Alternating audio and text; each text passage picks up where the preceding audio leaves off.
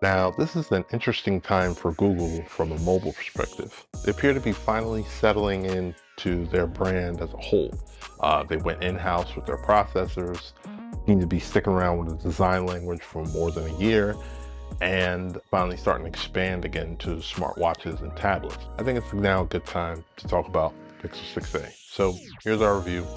Let's dive into it.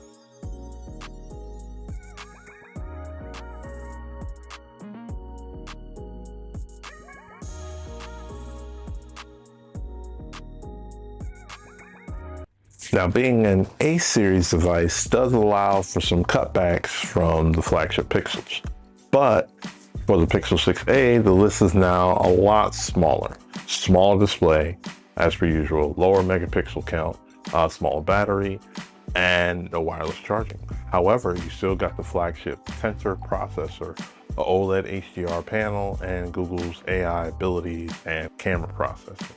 Now, the build of the 6a looks like the Pixel 6 series, but it is different in regards to the materials used. So you have a plastic composite build on top of a metal frame instead of glass. Despite using the different materials, it's still a slippery fingerprint magnet, just like the rest of the Pixel 6 series. Add this with a slightly thinner camera bar and a grouped lens cutout that mirrors the one on the upcoming Pixel 7 series. Instead of the 6.4-inch 90Hz OLED panel on the Pixel 6, the 6a offers a smaller 6.1-inch 60Hz OLED panel, although they both offer the same 1080 by 2400 resolution and flat panels. Despite the size difference, they both offer the same 1080 by 2400 resolution and flat panels. It's an overall brighter panel, brighter than the other 6 series. Got good color reproduction, white balance, and blacks as you kind of expect with a really good OLED display. Now we got to get to the elephant in the room, the 60Hz refresh rate. It's not that big of a deal for me personally or for people I've shown the phone to. You can compare it against other budget Android devices like the Samsung A53 and the Moto G stylus with the 120Hz refresh rate, but you'll give a flagship processor and camera performance that you get on the 6a. How does Tensor perform inside of their budget Android phone? Just as the same. It handles everything from CPU, GPU, AI, image processing, real-time transcription, and HDR photo/video recording. So it's doing all that pretty well, no problem, no real hiccups or lags in like the time we've had it.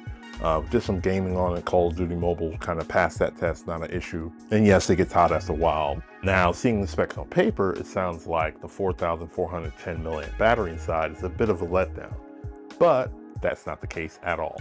I was able to get about 6 to 8 hours of use on heavy usage and around 18 to 22 hours on light to moderate usage, which is fine enough to last you pretty much most of a day or a work day, but it is a bit of a drop from the previous Snapdragon-powered Pixel 8 phones. Now things get a little more interesting in regards to the shooters on the 6a. Google armed it with a 12.2 megapixel wide shooter and a 12 megapixel ultra wide sensor.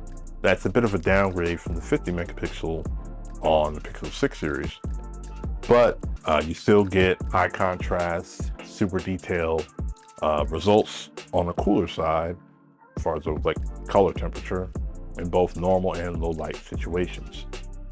Pretty much what you expect from a Pixel phone. Now, there isn't a telephoto sensor on board, obviously, but with Google able to do some of the AI sorcery, you can get some of that off. So you are able to get a 2x optical zoom and up to 7x digital zoom when using the AI enhanced super res zoom feature. And speaking of their AI software, you still get a lot of the cool features from the Pixel 6 line, capturing real skin tones for people of color, face unblur, magic eraser, and camouflage. But do not have the motion mode, the action pan, or long exposure options on board, which you can do some of the cool things that came with the Pixel 6a. So that's kind of a bit of a bummer, but they gotta cut something. So if you want that, gonna have to go for the Pixel 6 or the 6 Pro for that.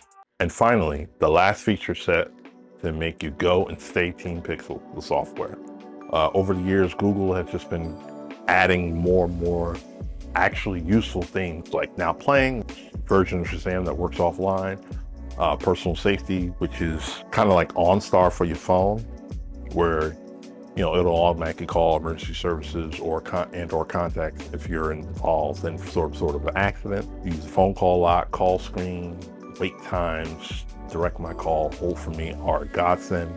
Really accurate voice typing, live translation, which is pretty good. It's not like, it's coming along. It's coming a lot further than it once was. And they're adding more languages with every update. At a glance, you show important information on your home screen. And the customizable UI that comes with Android 12, or if you're on 13. All this makes for a smooth and pleasurable experience, way better than when Android 12 launched on the Pixel 6 and Pixel 6 Pro. So the Pixel 6a experience is a bit different from previous A-line phones. The hardware looks good, the display is a bit better, cameras are still flagship level, and the AI software features are better than ever. However, the battery life is not as good, and the lack of a faster refresh rate and wireless charging could be a deterrent for those who really like those two features. But for the price of $449 and possibly even cheaper, depending on when you buy it, it's currently on sale right now, there isn't a better combination of features on a budget Android phone. We will have affiliated links. It'll be in the description below. We appreciate you for stopping by. We have more videos coming, and see you in the next video. Peace.